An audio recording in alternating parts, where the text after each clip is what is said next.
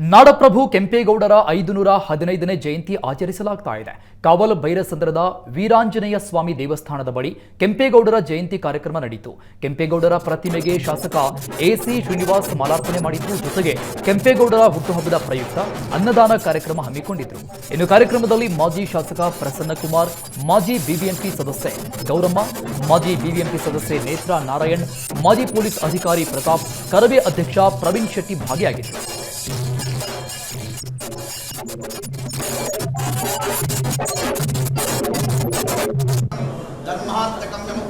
ಚತುರ್ವಿಧ ಫಲ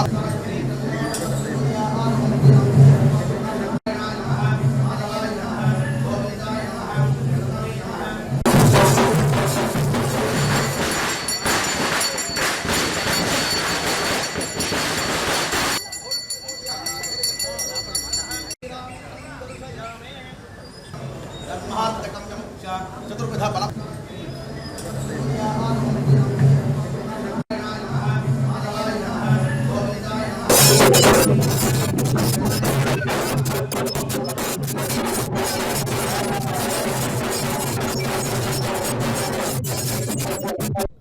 ಜನ್ಮ ಜಯಂತಿಯನ್ನು ಇವತ್ತು ನಾವು ಇಡೀ ನಾಡಿನಾದ್ಯಂತ ಸರ್ಕಾರಿ ಕಾರ್ಯಕ್ರಮವಾಗಿ ನಾವು ಮಾಡ್ತಾಯಿದ್ದೀವಿ.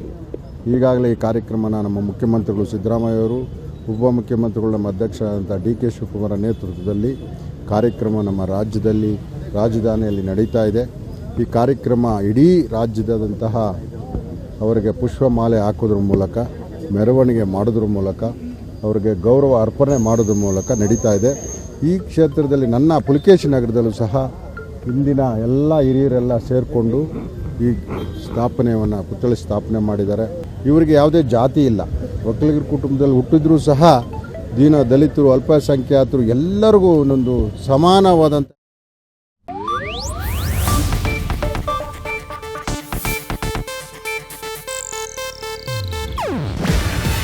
ಇದು ಏಷ್ಯಾನೆಟ್ ನ್ಯೂಸ್ ನೆಟ್ವರ್ಕ್ ಪ್ರಸ್ತುತಿ. ನೀವು ನೋಡ್ತಿದ್ದೀರಾ ಏಷ್ಯಾನೆಟ್ ಸುವರ್ಣ ನ್ಯೂಸ್.